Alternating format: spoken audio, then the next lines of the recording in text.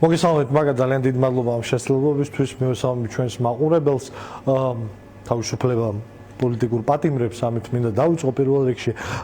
კონსოლიდაცია მნიშვნელოვანია და ამის შესახებ რამოდენიმე დღის წინ თქვენს ეთერში მამუკა ხაზარაძემაც ისაუბრა და ისაუბრა ძალიან კონკრეტულ ფორმაზე კონსოლიდაციისა, რაზეც ჩვენ ვსაუბრობთ პირველივე დღიდან, მას შემდეგ რაც საქართველომ გაიღვიძა ქვეყანაში, რომელშიც მოიტაცეს დემოკრატია, რომელშიც გააუქმეს არჩევნები, გააუქმეს საქართველოს კონსტიტუცია.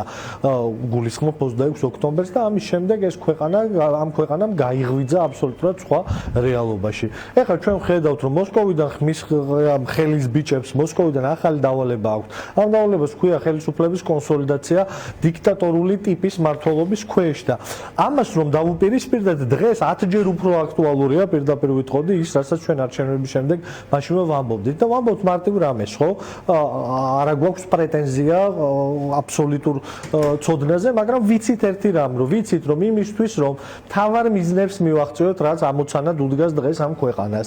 და ეს მიზანი არის პოლიტიკური კრიზისის გამტვრთვა იმისთვის, რომ ყველა მოვახერხოთ რაღაცა ნორმალურ ვითარებაში გადასვლა და ცხოვრება ნორმალური ადამიანებისთვის. ამ პოლიტიკური კრიზისის ეს პოლიტიკური კრიზისი შეხვდა აბსოლუტურად ყველა სფეროს, ხო? უკვე ხო ძალიან კარგად გვესმის, რომ ამან გამოიწვია დიდი ეკონომიკური ცვლილებები და პრობლემები, სტაგნაცია, შეჩერება აბსოლუტურად ყველა სფეროსი. ამან გამოიწვია, ამ პოლიტიკურმა კრიზისმა გამოიწვია. ვინმეს თუ სხვა რამე გონია, რა ვიცი, ამინდი გონია და რაღაც ვარსკვლავების განლაგება დედამიწის გარშემო, ის სიღრმისეულად ცდება. ამ ყველაფრის მიზეზი არის პოლიტიკური კრიზისი. მისი გამტვრთვის ერთადერთი გზა არის პოლიტიკური გზა. პოლიტიკური გზა არის ახალი არჩევნები. ახალ არჩევნებში ბიძინა ივანიშვილს არ დაესიზმრება, ან რაღაცა თავის სურვილით არ მიიღებს. ხო, უნდა მივიყვანოთ პროცესი აქამდე.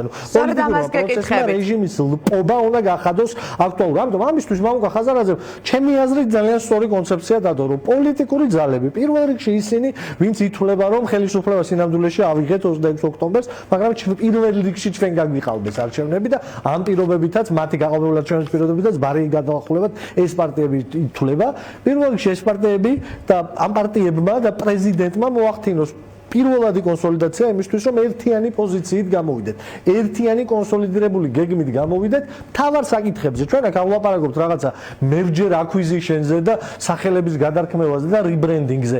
არავითარ სურვილი არ აქვს ამისი პირდაპირ გეტყვით, რომ ვინმე შევირწყათ ან ვინმე შევერწყათ. უბრალოდ ჩვენ გვაქვს საერთო ინტერესები, რომლებიც საქართველოს მოქალაქეების ინტერესი არის, რომ ახალი არჩევნებამდე მივიდეთ და აქ ძალების გაერთიანება, რომელსაც მეორე მხარეს ებრძვის მოსკოვის მიერ ზურგ გამაგრებულ რაღაც ავანტურისტი კლეპტოკრატების რეჟიმს, ამის წინააღმდეგ საჭიროა კონსოლიდაცია. ეს არის ანაბანა. ამაზე მარტივად როგორ თქვა, უკვე აღარ ვიცი. ამიტომ ყველაზე სწორი გზაა, რომ ამ პარტიების საქართველოს პრეზიდენტის, ნამდვილი პრეზიდენტის, სალომე ზურაბიშვილის პირველადი კონსოლიდაცია და ამაზე მიბმა, აი ამ რაღაცა ერთობაზე მიბმა, რა თქმა უნდა, იგივე სამოქალაქო სექტორის, საპროტესტო მოძრაობის, სხვა პარტიებისაც ყველასთვის ღია. მამუკა ხაზარაძე ამაზე ლაპარაკობდა პირველ რიგში. კი, მოდით ბაცნითაზე ავუხსნათ. ნახეთ, აი ყველას დღეს მაგალითად ორი პარტიის, სამი პარტიის უკვე პოზიციას ვისმენთ კონსოლიდაციასთან დაკავშირებით. ანუ შეთანხმება პოლიტიკურ პარტიებში თუ არ ვიცი მზაობა, ყველა ერთნაირად ფიქრობს, რომ ეს კონსოლიდაცია აუცილებელია. მოდით მაშინ ჩავშალოთ. თუ ყველა ერთნაირად ფიქრობს, უნდა გამოვიდეს. რას სთავაზობს ლელო და თუ რა უშლის ხელს მაგიდასთან ყველა პარტიის ერთად დაჯდომას, რომ ყველამ თავისი კონცეფცია დადოს ამ ერთობის. აი, რა შეთავაზებაა? ეს არის ახალი არჩევნებისთვის მომზადება როგორ? ძალიან სწორი კითხვაა. იმიტომ რომ საზოგადოება კითხულობს, როგორ ემზადებით ახალი არჩევნებისთვის, თუ კი დამნიშნავი, სწორად თუ არასწორად, ლეგიტიმურად თუ არალეგიტიმურად ოცნება ამის არის და არ ნიშნავს. აი, რა კონცეფციაზე ვლაპარაკობთ? და რა გახდა ეს ერთ მაგიდასთან დაჯდომა? რა ერთობაზე ლაპარაკი? შეხედეთ, რას ვამბობთ? ლელოში ძლიერ საქართველოში გვაქვს მარტო. ჩვენ არა გვაქვს ილუზია, რომ შეიძლება რაღაცა პირობების გარეშე ყველანაირი დაუждეთ ახლა და თქვათ, რომ აბა ჩვენ ყველანი ერთი ვართ და ერთად წავიდეთ. არა ვართ ერთი. ჩვენ ვართ პოლიტიკური პარტიები. განსხვავებულები იმიტომ ვართ, რომ ესეთები ვართ, როგორც ვართ. განსხვავებული ელექტორატი გვაქვს ამ ქვეყანაში, სხვადასხვა პოლიტიკური გებოვნება არსებობს. აღმოჩნდა, რომ აი 4, 5, 6 ხო ხედავთ, ვერც ერთმა პარტიამ რაღაცა დანარჩენებზე უპირატესობა ვერ მოიპოვა. სეგმენტირებული ამომრჩეველია, აი ესეთი ვითარებაა, ესეთი რეალობაა. ჩვენ პირველივე დღიდან მარტივ რამეს ვთავაზობთ, დავჯდეთ, ანუ სივრცე შექმნათ, სადაც ვლაპარაკობთ იმაზე, რომ აქ დავჯექით იმისთვის, რომ ვილაპარაკოთ იმაზე, როგორი უნდა იყოს ამ ქვეყნის ევროპული მომავალი, ამ ქვეყნის კეთილდღეობა, როგორ მივიღოთ ახალი არჩევნები. ალბათ უფრო უნდა დაიწყოთ, როგორ მიიღოთ ახალი არჩევნები და როგორ გამოიყვანოთ პოლიტიკური პატიმრები. კი ბატონო, აი როგორ გვაერთიანებს, ცოტა თემა გვაერთიანებს, ძალიან ცოტა, მაგრამ რა ის თემები, რაც გვაერთიანებს, ჩვენი შემოთავაზება რომ დავჯდეთ და ამაზე ვილაპარაკოთ. აი ის ერთობა, რასაც მამუკა ხაზარაძე აპელირებს, რასაც ჩვენ ვთავაზობთ. ხან ერთმა იქიდან ეკიდნურად გაიღიმა, ხან ვიღაცამ აქედან თქვა კი ერთობა გვინდა, მაგრამ ჩვენ ეს გვაქვს. ჩვენ არა გვაქვს, წინაპირობებს არ ვაწესებთ. ვამბობთ, რომ აი სივრცე, აი ის ფორმატი რა ფორმატით შეიძლება იყოს კმედითი.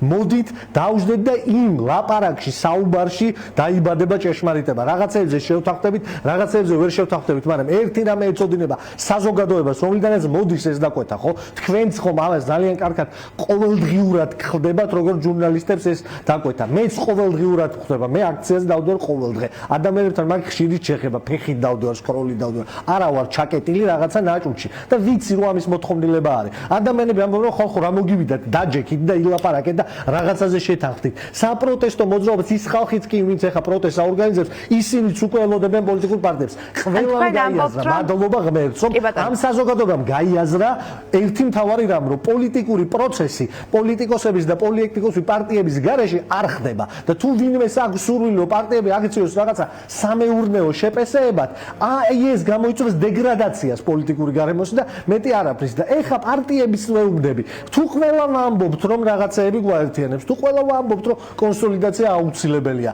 რა არის ის არ ვიცი, ხო სიგიჟია რომ ვერ დავჯდეთ ამ მაგიდაზე და ვერ გამოვიტანოთ დასკვნები. არავინ არ თხოვს, არ ვიცი მე გახარიას ან ნაციონალურ მოძრაობას, რომ ერთი ქუდი დავიფაროთ და ყველა ლელო იყოს. უბრალოდ გვინდა რომ ერთ სივრცეში ადამიანებს იმედი გაუჩნდეთ, რომ პოლიტიკური ძალები ლაპარაკობენ, სადღაც რაღაცა სივრცე არსებობს, სადაც პოლიტიკურ პროცესზე ჭიდილი მიდის, მაგიდაზე იმ პირობით კი არ ვჯდებით, რომ ყველა აპრიორი ყველას ვეთანხმებით. არა, მაგიდაზე ვჯდებით ძალიან მკაცრი და ძალიან სიღრმისეული და თუ გინდა ემოციური და გინდა რაციონალური, როგორც გინდათ ისეთი დებატებისთვის და მსჯელობისთვის. სამსჯელოდ ვიწვევთ ამ ხალხს და სამწუხარო ამბავია, მაგრამ ეს ხოლმე ვთქვათ, ეს მსჯელობა იმ მასშტაბში, რა მასშტაბშიც ამას ჩვენ ვიძახით და მამუკა ხაზარაძე ამას ამბობს. დიდი ხანია არ გამოდის. გამოვიდა რაღაცა პირველადი ჩანასახები, საერთაშორისო ასპარეზზე ერთი მესიჯით გასვლა, რაღაცეები გამოვიდა, რაღაც პროტესტის პროცესშიც რაღაც ერთიანობა.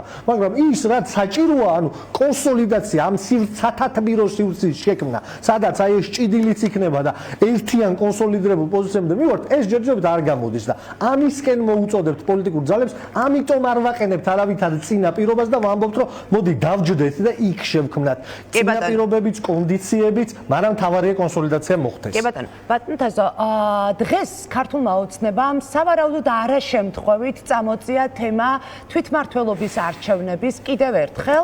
ამჯერად ასპარეზზე გამოვიდა პაპუაშვილი, რომელიც ამბობდა ერთგვარი ცინიზმით, რომ აი ყაველაშვილის დანიშნულ არჩევნებში ოპოზიცია აუცილებლად ჩაერთვება. მინდა რომ ეს კომენტარი თქვენთან ერთად მეც მოვისმინო კიდევ ერთხელ და მაყურებელსაც მოვასმენინო და შემდეგ მინდა გკითხოთ ამ თვითმმართველობის არჩევნების თემის წამოწევასთან დაკავშირებით. და ყველა ნახავთ, რომ საქართველოს პრეზიდენტის მიხეილ ყაველაშვილის მიერ დანიშნულ თვითმმართველობის არჩევნებში ყველა მიიღებს მონაწილეობას იმ კანონმდებლობით, რომელიც საქართველოს პარლამენტმა მიიღო, მიიღებს მონაწილეობას იმ ცესკოს შემადგენლობით, რომელიც საქართველოს პარლამენტმა აირჩია, მიიღებს მონაწილეობას იმ არჩევნებში, რომელსაც მიხეილ ყაველაშვილი დანიშნავს. რადიკალურმა ოპოზიციამ რომელიც მიიღოს მონაწილეობა, მაინც აიქნება კონკურენტული, იმიტომ როგორ შეიძლება არჩევანი მოღალატესა და პატრიოტ შორის დავინახოთ კონკურენცია. არსებობს რადიკალური ოპოზიცია, როგორც მარიონეტი უცხო პოლიტიკური ჯგუფებისა, მაგრამ ამას ვამბობ, ეს არჩევანია. აი ამ არჩევანში, რა თქმა უნდა, ერთადერთი არჩევანი მაინც ქართული ოცნება. ამიტომ ამ ხრივ კონკურენციას ჩვენ მოღალატეებთან და მარიონეტებთან ვერ ვგზნობთ, არ ვგზნობთ. ორი ყველაზე მნიშვნელოვანი ნაწილი იყო პირველი, ჩემი აზრით, დაკონკრეტება მოუწია ვინ არის საქართველოს პრეზიდენტი, განმარტა რომ იქვე ყაველაშვილია და მეორე ნაწილი და მთავარი ხაზგასმა იყო ის, რომ იმ კანონმდებლობით, რომელიც არსებობს და შემუშავებულია. პირველი, რას ემსახურება ამ თემის წამოწევა ახლა? ამტკიცებს ოცნება, რომ არ იქნება პასუხი დადებითი საზოგადოების მოთხოვნაზე, რომელიც ახალ არჩევნებს და პოლიტპატიმრების გათავისუფლებას ითხოვს და მეორე, უნდა თუ არა ამ დიალოგში შეთრევა ოპოზიციისაც, საზოგადოებისაც და მედიისაც, რისთვის?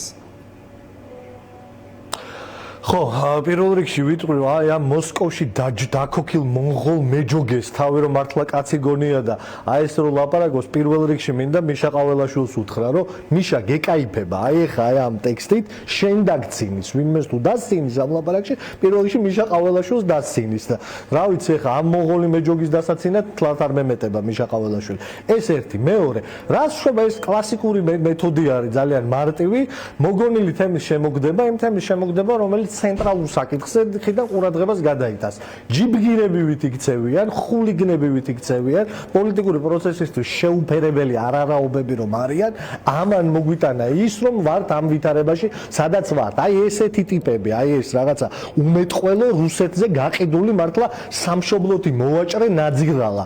ბატონ პაპუაშვილს ვეძახი, რომელსაც შემთხვევითი ადამიანი საიდანაც აღმოცენდა და აი იქ მიიტანეს, სადაც ეხა არის, იმიტომ რომ კგბ-ში ესე დაიწერა. რომ აი მონღოლი მეჯოგის გამომეტყველება უნდა კონდეს საქართველოს პარლამენტის თავმჯდომარის. ეხლა ეს კაცი გამოდის და გველაპარაკება რაღაცა იმაზე ექიდნურად, რომ არჩევნები ერთ-ერთი არჩევანი ქართული ოცნება, რომ ყურადღება გადაიტანოს მთავარი თემიდან და ამითი მოახდინოს პროცესის დისკრედიტაცია.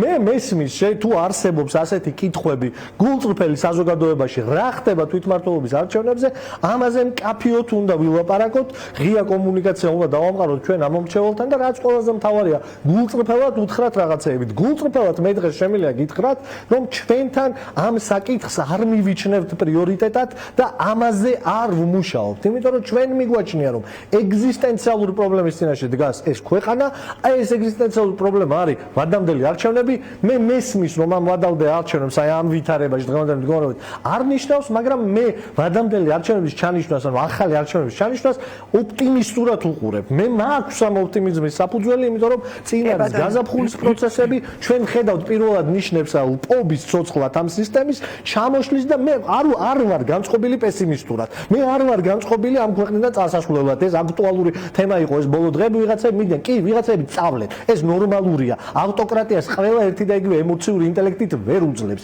მაგრამ არ მაქვს მე საფუძველი გულწრფელად ვამბობ ამას მართლა, რომ არ ვიყო ოპტიმისტურად განწყობილი. ამიტომ ახალი არჩევნები ჩაინიშნება, მაგრამ თუ არსებობს ლეგიტიმური კითხვები თვითმმართველობაზე, ამაზეც ჩემი აზრით პოლიტიკურმა პარტიებმა ძალიან ღიად თქვენც ფიქრობთ, რომ ერთად უნდა დასწრეთ და საერთო შეთანხმებით უნდა გადაწყვიტოს ოპოზიციამ ამ საკითხთან დაკავშირებით როგორ იმოქმედებს. ხატია დეკანოიძე ამბობდა, რომ ამაზეც საერთო გადაწყვეტილებაა მისაღები თვითმმართველობის არჩევნებთან დაკავშირებთაც. ძალიან მოკლედ უნდა მიპასუხოთ. მაგა პირველადი ამოცანა დღეს ის არის, რაც ხაზარაძემ ძალიან კაფიოდ დასვა. ტყუილა არ დაუსვავს ეს საკითხი ამ დონეზე, რომ ეს კონსოლიდაცია რაღაც სათათბირო სივრცის შექმნა არის მნიშვნელოვანი. საერთო სწორი პოზიციები წავიდე და არ გაუცვლოთ იმედი ამორჩეველს მომავალში. ამისთვის გვინდა ეს კონსოლიდირება და ერთმაგიდაზე დაგხვევა და დავჯდეთ ამ მაგიდაზე. საქართველოს მოქალაქეების დაკვეთა გავაკეთოთ. ნახოთ, რამდენად სწრაფად მოხერხდება კონსოლიდაცია ოპოზიციურ პარტიებს შორის ერთად მსჯელობისთვის დასაჯდომად. მადლობა თუნაშვილს, კოალიცია ლელო ძლიერი საქართველოს ერთ-ერთი ლიდერი იყო დღის ამბების სტუმარი და